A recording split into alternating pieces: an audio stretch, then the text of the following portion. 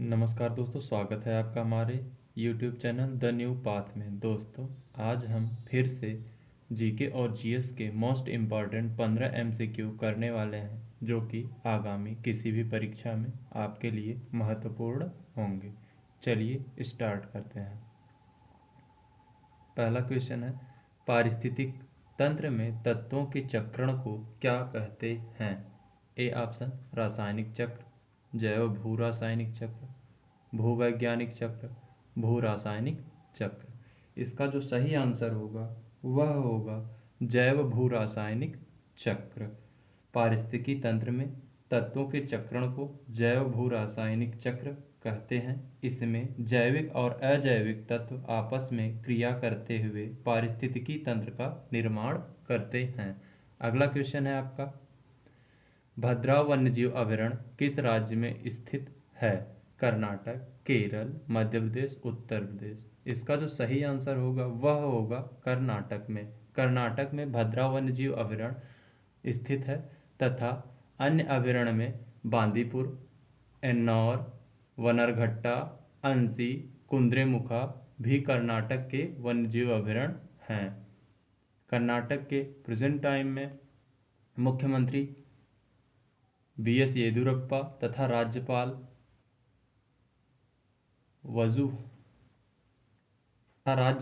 वजुभाई वाला हैं। Next question है आपका, वन्य जीव संरक्षण अधिनियम 1972 के अनुसार निम्नलिखित में से किस अनुसूची में निरपेक्ष पूर्ण संरक्षण और अपराध के लिए प्रावधान है? अनुसूची 1, अनुसूची 2, अनुसूची 3 या अनुसूची 4? इसका ए ऑप्शन है 1 और 3, बी ऑप्शन केवल 2 और 4, सी ऑप्शन केवल 1, 2, 4 और डी ऑप्शन 1 और 2। इसका जो सही आंसर होगा वह होगा केवल 1 और 2। वन्यजीव संरक्षण अधिनियम 1972 के अनुसार अनुसूची 1 और 2 में निरपेक्ष पूर्ण संरक्षण और अपराध के लिए प्रावधान है, जबकि अनुसूची 3 और 4 में वर्णित संरक्षण और अपराध के लिए दंड बहुत कम है। नेक्स्ट क्वेश्चन है आपका, वनों की कमी, नगरीकरण और प्रदूषण का बढ़ना सभी निम्नलिखित किस कारण से हैं? ग्रीन हाउस प्रभाव, वैश्विक तापमान, ओजोन रिक्तकरण, आबादी का बढ़ना। इसका जो सही आंसर होगा वह होगा आबादी का बढ़ना।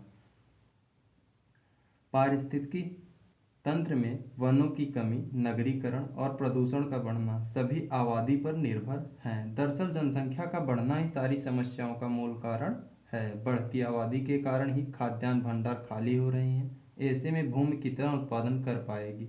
सीमित भूमि और निरंतर जनसंख्या का दबाव किसी परमाणु विस्फोट से कम नहीं है। तो इसका जो आंसर होगा वह होगा आबादी का बढ़ना।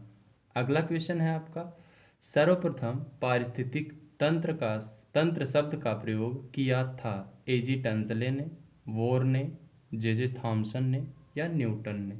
इसका जो सही आंसर होगा वह होगा एजी टंसले ने। पारिस्थितिकी तंत्र का सर्वप्रथम प्रयोग एजी टंसले ने किया था। नेक्स्ट क्वेश्चन है आपका, राष्ट्रीय कृषि बाजार क्या है? कृषि उपज के लिए राष्ट्रीय बाजार, कृषि उपज के लिए राष्ट्रीय विभाग, कृषि उपज के लिए राष्ट्रीय व्यापार मंच, कृषि उपज के लिए राष्ट्रीय समिति। इसका जो सही आंसर होगा वह होगा कृषि उपज के लिए राष्ट्रीय मंच। इसका जो सही आंसर है वह सी है, कृषि उपज के लिए राष्ट्रीय मंच।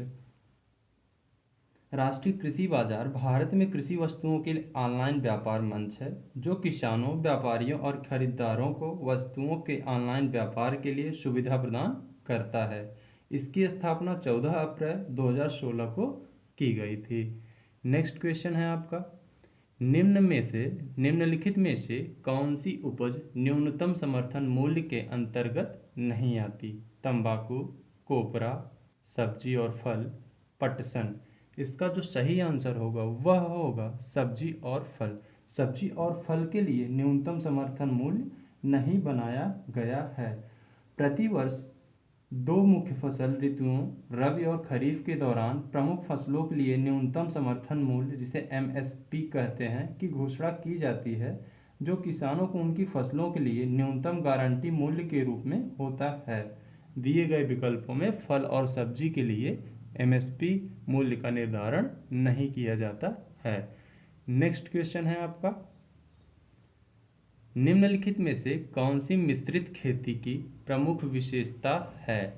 नकदी और खाद्य दोनों फसलों की साथ साथ खेती, दो या दो से अधिक फसलों को एक ही खेत में उगाना, पशुपालन और फसल उत्पादन को एक साथ करना। उपर्युक्त में से कोई नहीं। इसका जो सही आंसर होगा वह होगा पशुपालन और फसल उत्पादन को एक साथ करना। इसका सी ऑप्शन सही होगा। जब फसलों के उत्पादन के साथ साथ पशुपालन भी किया जाता है तो इसे मिश्रित कृषि या मिश्रित खेती कहते हैं। भूमि के उसी टुकड़े पर एक साथ दो या दो से अधिक फसलों को उगाने की पद्धति मिश्रित फसल कहलाती है। नेक्स्ट क्वेश्चन है आपका, निम्नलिखित में से कौन सा भारतीय अर्थव्यवस्था का प्राथमिक क्षेत्र है? कृषि, उद्योग, सहकारिता। उपर्युक्त में से कोई नहीं।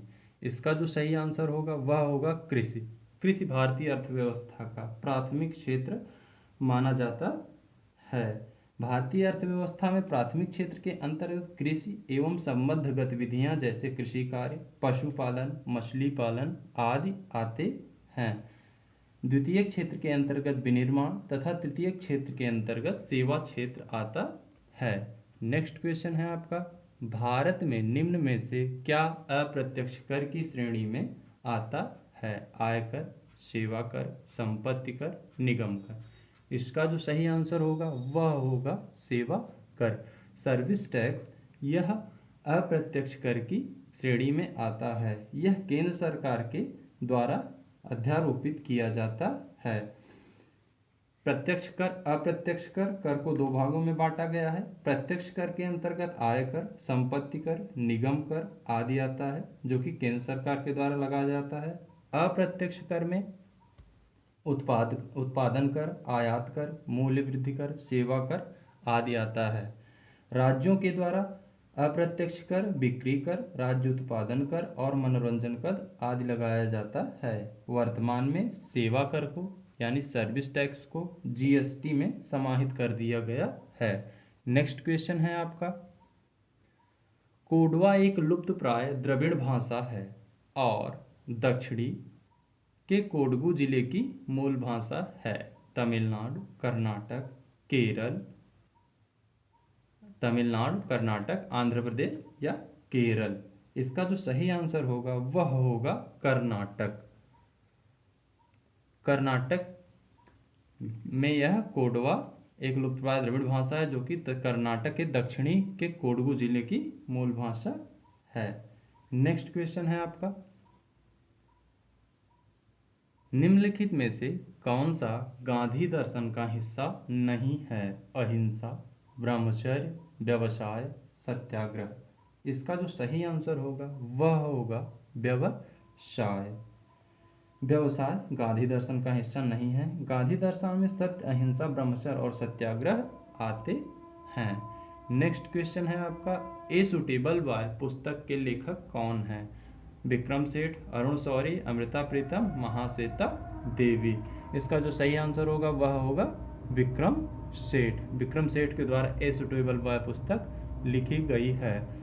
ए अनसुटेबल बॉय पुस्तक लिखी गई है करण जौहर के द्वारा। नेक्स्ट क्वेश्चन है आपका, नेपाली भाषा मुख्य रूप से किस राज्य में बोली जाती है? कर्नाटक, राजस्थान, सिक्किम, आंध्र प्रदेश। इसका जो सही आंसर होगा वह होगा सिक्किम।